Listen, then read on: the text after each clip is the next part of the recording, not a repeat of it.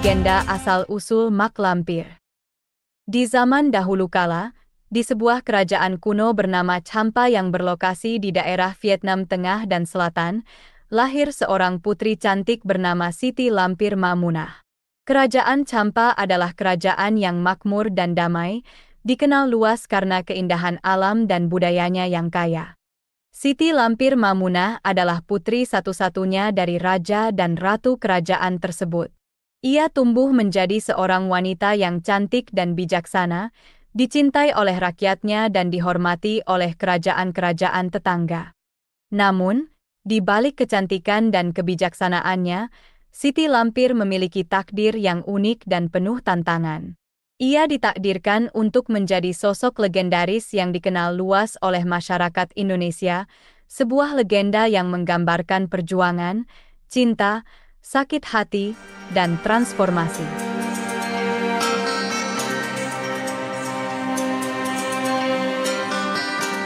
Di tengah kehidupan kerajaan yang damai dan makmur, hati Siti Lampir terpaut pada seorang pria bernama Datuk Panglima Kumbang.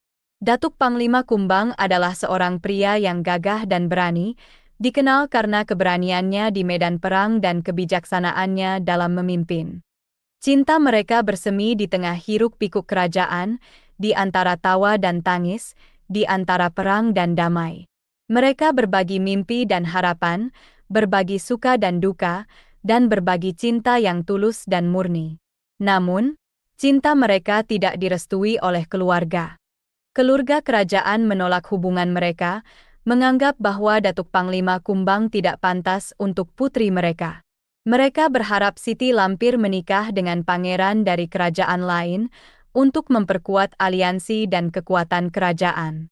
Namun, cinta Siti Lampir dan Datuk Panglima Kumbang tidak dapat dipatahkan oleh penolakan keluarga. Mereka tetap setia satu sama lain, berjuang untuk cinta mereka, dan berharap suatu hari nanti mereka dapat bersatu.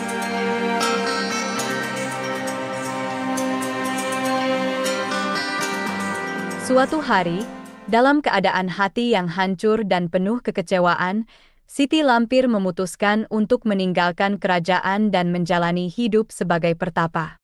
Ia memilih Gunung Marapi, gunung berapi yang megah dan mistis di Sumatera Barat, sebagai tempat pertapaannya. Di tengah hutan belantara dan suara gemuruh gunung berapi, Siti Lampir menemukan kedamaian dan kekuatan baru. Ia menghabiskan hari-harinya dalam meditasi dan latihan spiritual, mencari pemahaman dan pencerahan. Selama pertapaannya, Siti Lampir bertemu dengan seorang pertapa tua yang sangat sakti. Pertapa tua tersebut mengajarkan Siti Lampir banyak hal, mulai dari ilmu pengetahuan hingga ilmu gaib. Dari pertapa tua itulah, Siti Lampir memperoleh kekuatan dan kemampuan gaibnya.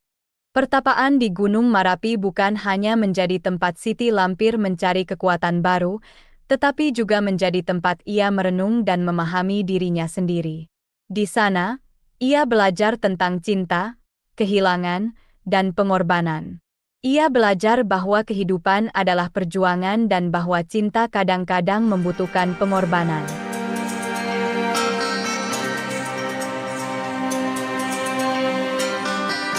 Beberapa tahun kemudian, nasib membawa Siti Lampir dan Datuk Panglima Kumbang bertemu lagi, namun dalam kondisi yang sangat berbeda. Mereka bertemu di medan pertempuran, di tengah hiruk-pikuk perang dan deru senjata. Datuk Panglima Kumbang, dengan keberanian dan kegagahannya, berjuang di garis depan. Ia memimpin pasukannya dengan penuh semangat, berusaha mempertahankan kerajaan dan rakyatnya.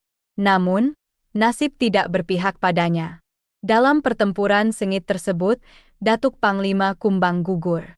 Siti Lampir, yang melihat kejadian tersebut dari kejauhan, merasa hatinya hancur. Ia melihat orang yang ia cintai tewas di medan perang, tanpa bisa berbuat apa-apa. Rasa sakit dan kehilangan yang mendalam mendera hatinya. Pertemuan tragis tersebut menjadi titik balik dalam hidup Siti Lampir. Ia merasa kehilangan segalanya, dan rasa sakit hati itu mengubah dirinya. Dari seorang putri kerajaan yang lembut dan penyayang, ia berubah menjadi sosok yang penuh amarah dan dendam.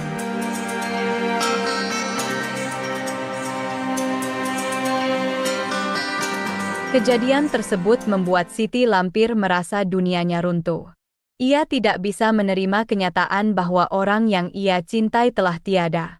Dalam keadaan putus asa, ia memutuskan untuk membawa jasad Panglima ke dalam sebuah gua. Dia hendak menggunakan ilmu gaib yang ia pelajari selama pertapaannya untuk menghidupkan kembali Datuk Panglima Kumbang. Namun, ilmu tersebut memiliki harga yang harus dibayar. Untuk menghidupkan kembali Datuk Panglima Kumbang, Siti Lampir harus merelakan kecantikannya. Ia harus berubah menjadi sosok yang buruk rupa, jauh dari penampilan aslinya yang cantik dan menawan. Tanpa ragu, Siti Lampir memutuskan untuk melakukannya. Baginya, kecantikan bukanlah segalanya. Yang lebih penting adalah cinta dan kebahagiaan bersama orang yang ia cintai. Dengan tekad kuat, ia melakukan ritual penghidupan kembali. Setelah ritual selesai, Siti Lampir merasakan perubahan dalam dirinya. Wajahnya berubah, kulitnya menjadi kasar, dan matanya memancarkan cahaya yang menyeramkan. Ia telah berubah menjadi sosok yang sangat berbeda dari sebelumnya. Namun, di balik perubahan tersebut, hati Siti Lampir tetap sama. Ia masih mencintai Datuk Panglima Kumbang dan berharap bisa hidup bahagia bersamanya. Meski penampilannya telah berubah, cintanya tetap abadi.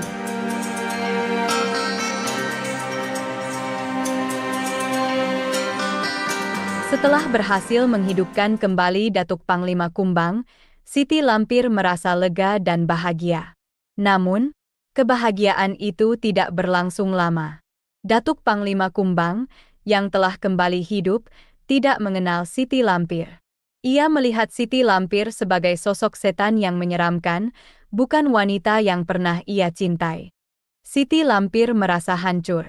Ia telah berkorban begitu banyak, bahkan merelakan kecantikannya, hanya untuk bisa bersama dengan orang yang ia cintai.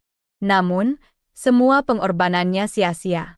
Orang yang ia cintai tidak mengenalnya, bahkan takut padanya. Rasa sakit dan penyesalan memenuhi hati Siti Lampir.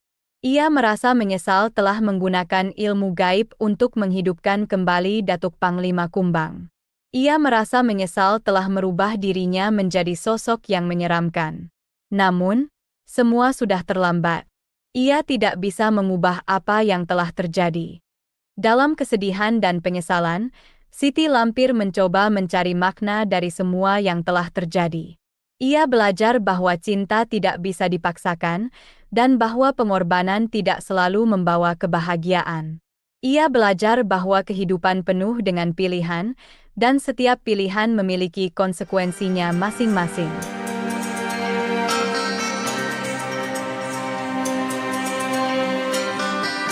Setelah semua yang telah terjadi, Siti Lampir merasa sangat kecewa. Rasa sakit dan penyesalan telah mengubah dirinya, bukan hanya secara fisik, tetapi juga secara emosional dan spiritual. Ia merasa kehilangan arah dan tujuan hidupnya. Dalam keadaan putus asa, Siti Lampir memutuskan untuk menggunakan ilmu gaibnya untuk membalas dendam. Ia berubah menjadi sosok yang jahat, menggunakan kekuatannya untuk menyebabkan kerusakan dan kekacauan.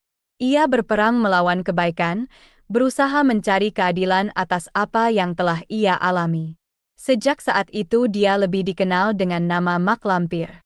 Konon, dalam petualangannya, Mak Lampir tidak sendirian. Ia ditemani oleh sosok yang setia dan selalu ada untuknya, sosok yang dikenal dengan nama Gerandong. Gerandong adalah siluman dari golongan Gondorwo kesayangan Mak Lampir, sosok yang selalu mendampingi dan membantu Mak Lampir dalam setiap langkahnya. Gerandong memiliki rasa setia dan kasih sayang yang mendalam terhadap Mak Lampir. Ia selalu ada untuk Mak Lampir, baik dalam suka maupun duka, baik dalam perang maupun damai.